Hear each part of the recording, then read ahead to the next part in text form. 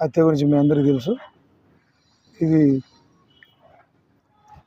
Purely భూ తగాదా మరియు అన్నదమ్ముల మధ్యలో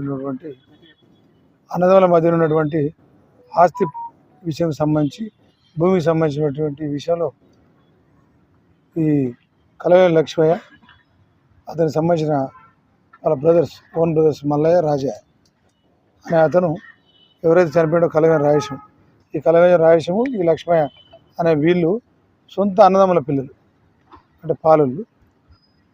ఈ 15 సంవత్సరాలు, గత 15 సంవత్సరాల నుంచి వీళ్ళ మధ్యలో 2 ఎకరాల 32 గుంటల భూమికి సంబంధించి తగాదా ఉంది.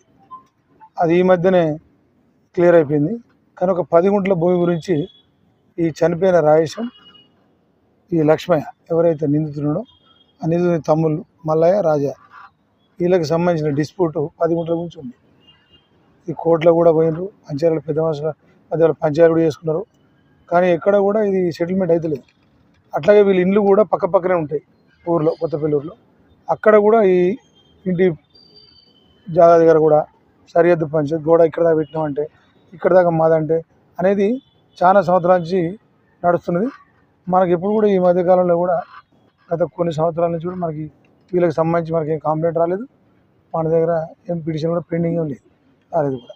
గత కోర్టులో మాత్రం వీళ్ళు ప్రైవేట్ కంప్లైంట్ నడుస్తుంది, దాని మీద కేసు కోర్టులో నడుస్తుంది. ఈ క్రమంలో ఈ లక్ష్మయ్య అతను ఎవరైతున్నాడో, ఇతను చంపిన ఆయన నేరస్తుడు ఎవరైతున్నాడో లక్ష్మయ్య, ఇతను సింగరేణి ఎంప్లాయీ, రిటైర్డ్. ప్రస్తుతం మంచిర్యాల దగ్గర నస్పూర్ కాలనీలో తీగల్పాడు, మీకు ఐడియా ఉండొచ్చు, అక్కడ ఇతను ఉంటున్నాడు. ఇతనికి ఈ ఇద్దరు తమ్ముళ్ళు ఎవరైతే ఉన్నారో మన రాజయ్య, మల్లయ్య, వీళ్ళు కొత్తపల్లి విలేజ్లో ఉండి వ్యవసాయం చేసుకుంటారు.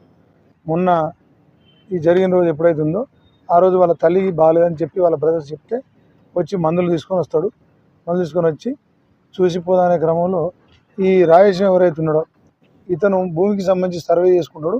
ఆయన భూమి కాడు ఉన్నాడు, ఒక్కడే ఉన్నాడు, ఇంకా సర్వే ఇట్లా ఎవరు రాలేదు అని తెలవడంతో వీళ్ళు ముగ్గురు కలిసి బైక్ తీసుకొని ఏదైతే ఉందో మన కొత్తపల్లి నుంచి, మీకు ఐడియా ఉంది, కొత్తపల్లి టు కొల్లూరు వెళ్ళే దారిలో మెయిన్ రోడ్ పక్కకే ఈ డిస్ప్యూటెడ్ ల్యాండ్, ఏదైతే డిస్ప్యూట్ ఉందో ఆ ల్యాండ్ అక్కడే ఉంటుంది.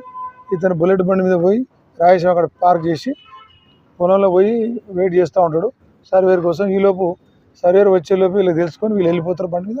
ఈ ముగ్గురు కూడా లక్ష్మయ్య, మల్లయ్య, రాజా వెళ్ళిపోయి, అంటే వెళ్ళేటప్పుడు కూడా ఒక కర్ర తీసుకొని పోతారు.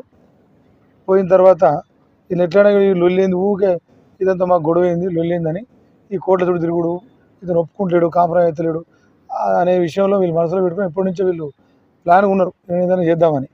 అనుకోకుండా ఒక్కడే ఉన్నాడు అని చెప్పి తెలియగానే ఇమీడియట్గా వీళ్ళు బైక్ మీద వెళ్ళిపోవడం. అక్కడ పోయిన తర్వాత అప్పుడే ఆయన జస్ట్ పొలంలోంచి బండి దగ్గరికి వచ్చే క్రమంలో వీళ్ళు ముగ్గురు వెళ్ళి ఈ లక్ష్మయ్యను మళ్ళీ